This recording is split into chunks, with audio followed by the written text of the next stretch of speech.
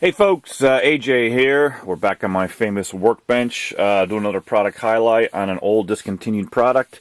It's the Sensatron model 100820 Whirlpool pump control system. Alright, there was two versions of this. I have a picture of one of the versions. Okay, this was emailed into me from a customer of ours. Notice the button here, it's a larger button than the next one I'm going to show you.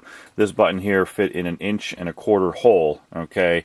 So this is the more common one. If you happen to have this one, you're going to be in luck as far as color options goes when replacing the system to the new system, alright? So take a good look at this, take a good look at the button. So you're going to have, when you're checking out, you're going to have an option to choose which button you want, okay? So we're going to go over that in a minute. But this old control system here was discontinued quite a few years ago. I have another version of it here. I have an actual version of it. Here, let me get this picture out of the way so you guys can see nice and clear. Alright, another picture of it here, but this has a different button, okay? It's a smaller, more of a soft, they called it a soft touch button, okay? But it also had a smaller diameter. So you have less of a color choice option when replacing this button if you have this in your tub. So let me get the digital micrometer out. We'll measure this up. We're at 7/8 diameter here, okay? Can everybody see that? 7/8 diameter of the hole of this smaller style button. As you can see, this one has a aquatic on it, but there was a lot of different brands that had this button custom made for them by Sensatron over the years. So if you have this control box and you have this style button in the 7/8 hole, you're restricted to only be able to use this button, alright? So if we go back down to 7/8, my micrometer moved. Let's get back down to 7/8. Now the hole's a little bit bigger. You can see that shaft. There's a lot of give, but the 7/8 does cover that button. So this top of this top trim piece is going to cover your 7/8 hole. Okay, if you have a bigger than a 7/8 hole, you have to go to the next size button. Okay, this would be the replacement button you would choose. Click on small button, and it only comes in this color, which is an off-white. It's not a true paper white, but they call it white, but it's not a true paper white. It's a little bit of an off-white. So this would be the button that would be used, okay, for the new system, which I'll show you in a second. Alright, so not to confuse you, if you have this button, you're going to choose the 1.25 inch hole button, which we have a whole bunch of color options. Alright, and these are very simple. So we got white. You can see it looks very similar to the original one. We got white. I'm going to pop. It's going to come with these protective caps, so I want to show it to you so you know what you're doing here. Alright, so then we have biscuit, okay, which is an off-white. And then we have a darker color, which is bone, okay. A little bit shade darker for the bone. Okay, it's not much, but it's a shade darker. And then we go into the metallics, which is an upcharge. You'll see that on the website. So we got chrome and brushed nickel or satin nickel, which is very, very attractive these days. Okay, and then the last metal upgrade is the oil rub bronze. Now I know there's reflection there off the lighting that we're using, and I apologize, but oil rub bronze is very, very attractive.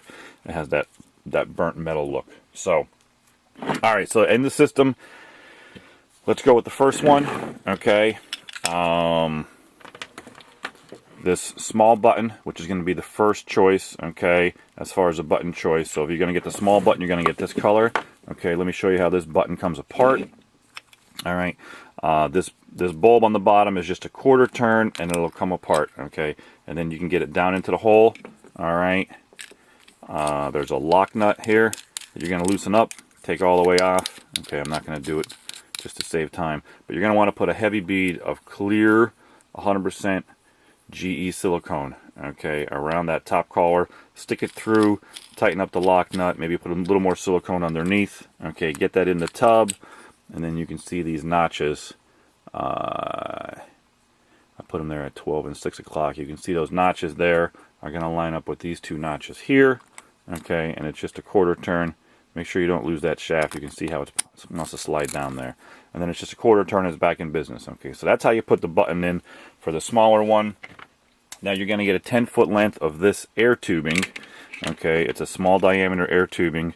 You're going to probably want to heat this up just a little bit with a hairdryer to give it a good snug fit on the end of that little nipple there at the end of the air button. Okay, and then now this is going to be the new style control box. So what happened with the old style is the pump plugged into here, and this plugged into your outlet. Okay, very, very similar configuration. Now your pump's going to plug into here, this end will plug into your outlet, and then the air tubing goes on this little fitting here on the bottom. Okay, and again, you're going to get a 10-foot length of air tubing.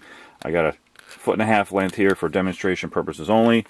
Okay, cut it to fit. Don't use all 10 feet. Okay, if you only need 3 or 4 feet, just give yourself 6 inches of slack and that's it. Cut it off at that point. It cuts very easy with a pair of scissors.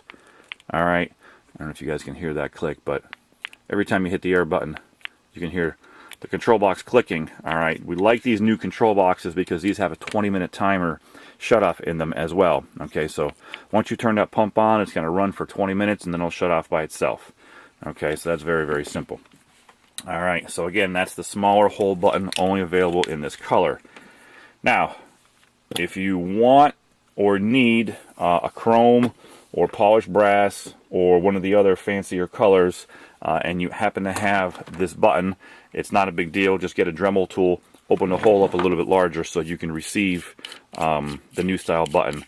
That's not a problem at all. That's often done in our industry. Okay, so let me just show you how this new button, this larger button style is going to work. Okay, so you got a lock nut on the back side.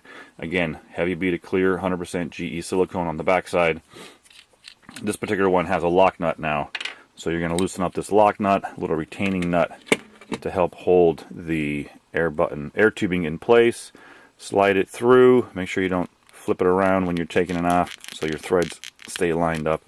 And again, a little bit of hair dryer on the end of that, get that tubing nice and soft. Okay, so you get that in there, and then there's like a little ferrule nut that's going to hold that into place. Okay, so that'll hold that air tubing into place. Okay, and of course, don't forget to put the bottom lock nut on, which I just did.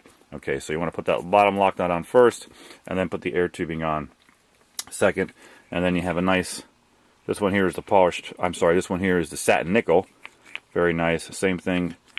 Nice reactive. You can kind of hear that click turning the pump on and off. Okay, so this is going to be the new retrofit kit that you would get in the box if you have the Sensatron 100820820 control system. Okay, we are happy to provide this alternate solution to this old discontinued part. Because you want to know why, folks? Because we are Whirlpool Tub Parts. We are the largest Whirlpool Tub Parts distributor in the world. Any questions beyond this video, feel free to give us a call. Thank you very much.